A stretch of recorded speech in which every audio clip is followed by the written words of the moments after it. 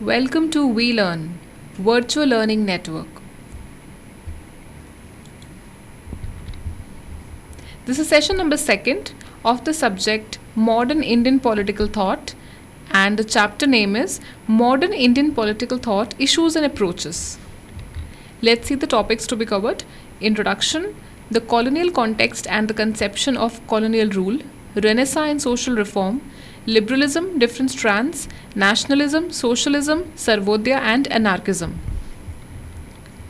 This unit is intended to introduce you to the main features of modern Indian political thought.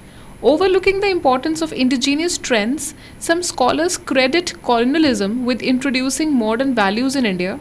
A few of them therefore welcomed British colonialism as an instrument of modernization.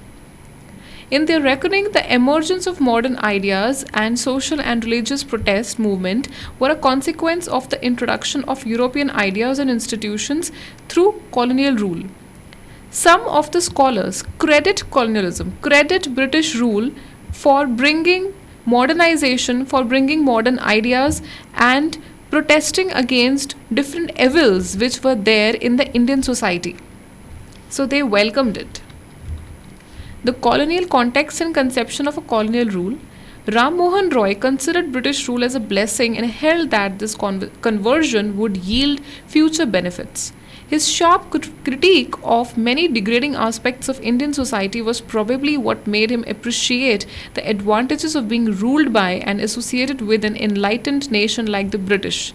So Ram Mohan Roy considered British rule as a blessing because Indian society contained many evils. So, with the coming of the British society, the evils were removed and these were eradicated, and different new ideas were welcomed. Rabindranath Tagore, Dadabhai Naroji, G.K. Gokhale, M.G. Ranade, as well as C.R. Das and Motilal Nehru all spoke in varying degrees of the benefits that British rule had brought to India. Said Gokhale in 1905, the country enjoys now uninterrupted peace and order. Uninterrupted peace and order. Many evil practices, religious practices prevailed like sati system, parda system, child marriage. All these evil practices were there, which was eradicated when the Britishers came here. Renaissance and social reform. The Indian Renaissance and social reform movement challenged age-old traditions and customs which bound the Indian people in chains of servitude and bondage. In chains of servitude and bondage which the Indian society and the Indian people were there from age old, the Renaissance, the coming of the new ideas, the coming of the reform, the coming of new social reform movements, they challenged the age-old customs which were against giving freedom or giving new ideas to the people, and which made people remain in chains and remain in servitude. The burning questions of caste oppression, child marriage, sati, and so on became the focal point of many reform movements. Attack on idolatry and superstition were also an important feature of these reforms. Yes, to attack the superstitions which were prevalent, the idol worship which was there, sati, child marriage, all these were the evil practices and the focal point of many reform movements to finish them and to bring new customs and new traditions which helped the Indian people. Rational critique of religion and society and religious revivalism. Rational critique of religion and society, what's it? The political questions were paid little or no attention. Ram Mohan Roy's first published work, Tufat ul Muhanidim, is a rational critique of religious systems in general and the role of vested interests in religion. Ram Mohan, in his later writings, exposed the irrationality of Hindu religious rituals and dogmas and social evils such as sati, child marriage, etc. He considered religious reform most essential for both social reform and political modernization. For Ram Mohan, religious reform was the first thing. To bring in religious reform, that was essential to bring social as well as modern reform. because many practices, many religious evil practices were there, and dogmas were there, such as sati, child marriage, and irrational superstitions were prevalent. So he wanted to finish these and bring in religious reforms. Thus, the beginning of modern Indian thinking is marked by a critique of the existing social order. This critique was carried forward by successors with a view to create a modern society. So, the successors wanted to create a modern society free from age old customs and age old thinking, and to create a new social order. Religious revivalism. Religious revivalism was a trend within the reform movements which sought to reform religion but differed in one important aspect. It sought to reform by an appeal to the past, the golden age as it were. It sought to restore the glory of ancient religion. Religious revivalism sought to reform or to revive religion and to bring in more newer ideas and newer aspect, but to restore the glory of what the ancient religion was. Many emerging from within the womb of Hindu society, they try to dexterously combine pristine religious purity with many modern values like individual liberty and democracy.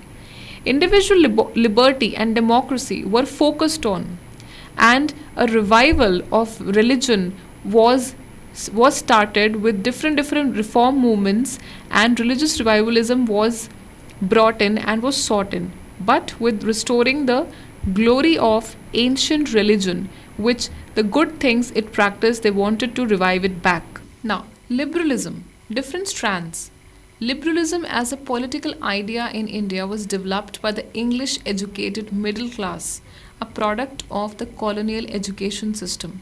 So, whatever the education system, the education policies the Britishers brought here, liberalism was a result of that only, which was brought by the educated people, the Englishers, the educated middle class, and liberalism was a product or was an idea due to that class, that is, the English educated middle class.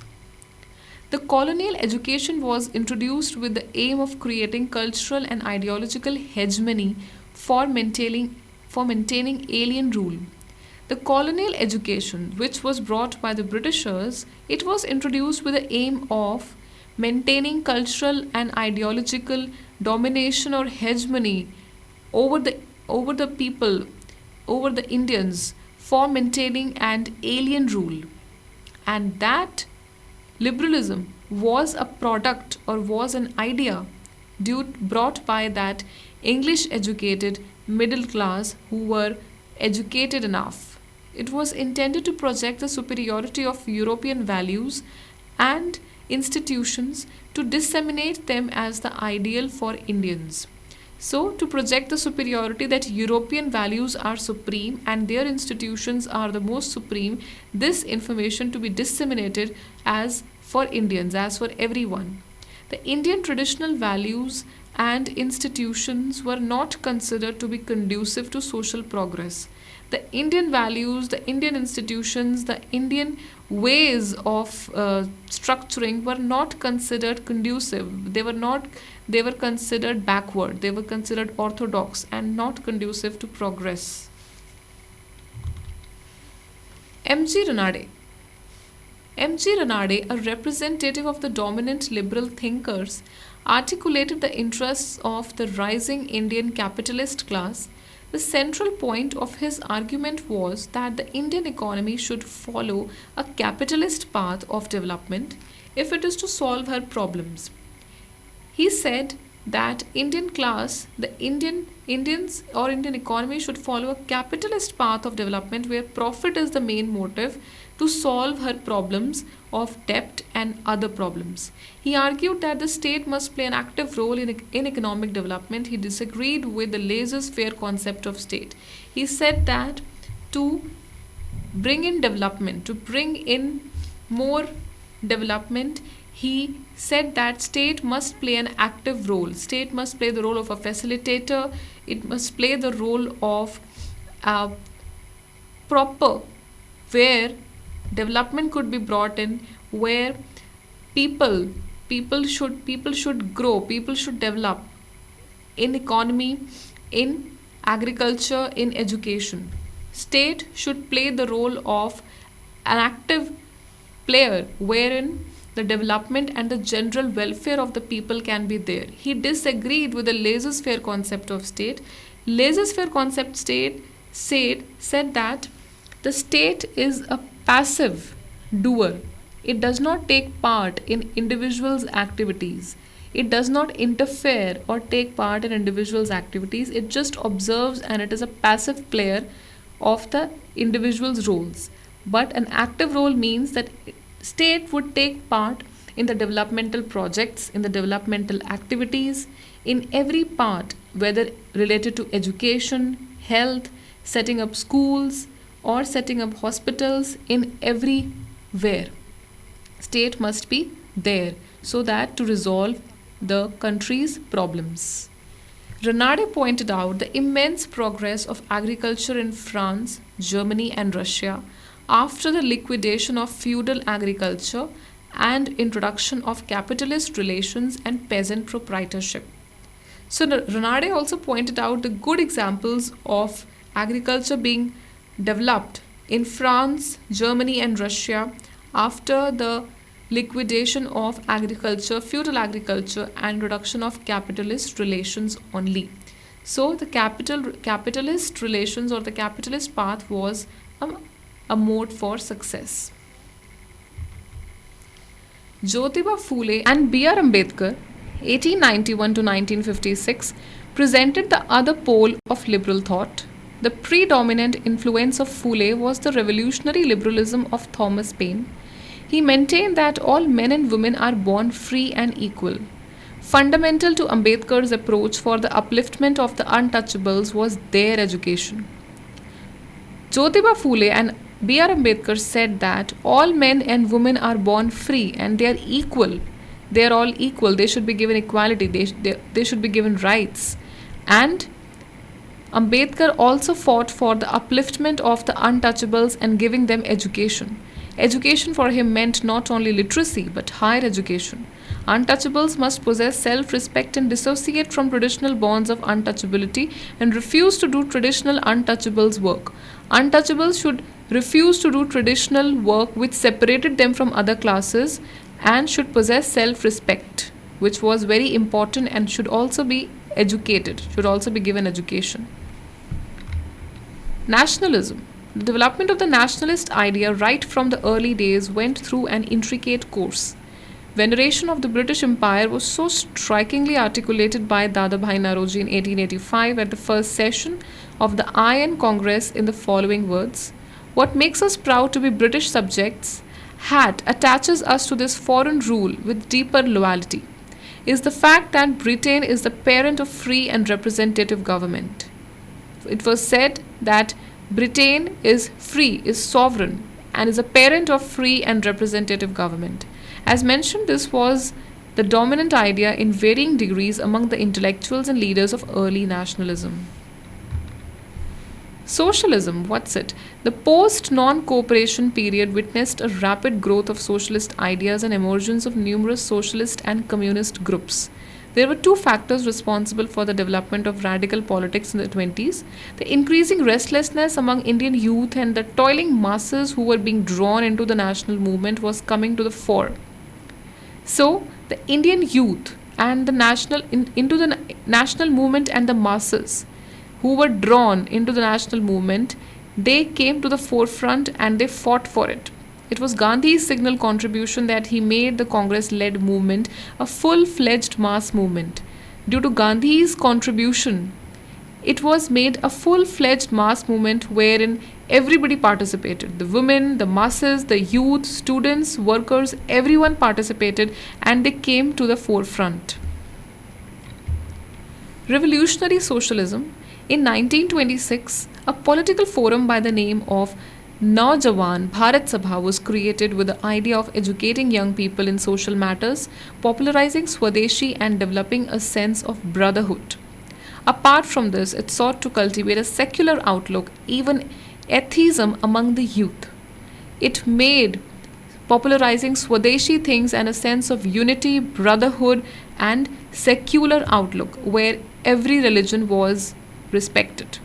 This organization was a front runner of the Hindustan Public Republic Association, which aimed at overthrowing the British rule by insurrection. It aimed at overthrowing the British rule by revolutionary means.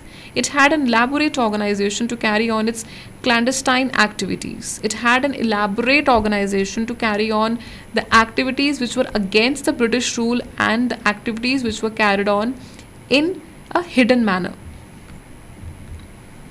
What is Marxist socialism? As I've mentioned earlier, the first beginnings of Marxist socialism in India were made by small groups in the Bengal, Punjab, and as well as in Bombay. These groups then organized the workers and peasants' parties in these states, started work in the trade unions, and also started organizing the peasantry. Parallel to this development was the formation in Tashkent of the Communist Party of India. The CPI's critique of colonialism was based on its understanding that imperialism was plundering India's raw materials. It said that imperialism, due to the coming of the British East India Company, it was robbing India's raw materials and they were using it for their own purpose and for their own wealth. Congress socialism. As mentioned, the decade of the 20s saw a radicalization of Indian youth and their gradual turning away from the Congress fold towards socialist ideas. So the Indian youth were turning away and they were moving to the socialist ideas. Disenchantment with Gandhian non-violent methods, impact of the Russian Revolution, and the need to evolve the masses of Indian people in the anti-colonial struggle increasingly led to this radicalization. With the disenchantment with Gandhian non-violent methods, impact of Russian Revolution, the Indian masses led to anti-colonial struggle, which was led to this by the help of radicalization of the ideas. As a parallel development, sections of young congressmen increasingly adopted the socialist ideal and from within the Congress sought to influence it in a leftward direction. So a lot of young congressmen joined. Sarvodaya and anarchism. The political philosophy of Mahatma Gandhi, as it developed during the course of his political activities, maintained an essential continuity with earlier strands of thought. The essentially Indian spiritual approach to politics, developed by Vivekananda and Aurobindo Ghosh, found its continued expression in Gandhi. In 1909, in Hind Swaraj, he accepted the basic distinctions made between society and state and India and the West. So Mahatma Gandhi, the philosophy of Mahatma Gandhi remained continued with the thoughts and the spiritual approach that was developed by Vivekananda and Aurobindo Ghosh, which found the continued expression in Gandhi. Gandhi, like Vivekananda, believed that if individuals are allowed freedom to express and pursue their interests, then as part of their spiritual unity, they will gradually discover their identity of interests. So, Gandhi's and Vivekananda's interests matched here, views matched here, and they said that freedom of expression and freedom to pursue their own interests should be given to the people, should be given to the individuals, as it will help them to discover their identity of interest and their own self-identity, which will help them in their growth and development, as well as of generating new ideas. So this is what it said. Anarchism means there is no state. This is what Gandhi said, that there should be no state, but there should be peace and order. So it was all about the East India Company, the Britishers coming, as well as the Indian national movement, joining of the Indian national movement by the youth, and also coming of the new education system. That's all we have for you in this session. These are some of the questions you have to do it yourself. Question number 1. What did the thinkers of early 19th century India have to say by way of critique of the then society and religion? Write a brief note. Next, write a brief note on the liberal strand of Indian nationalism. Thank you. Happy learning. We learning.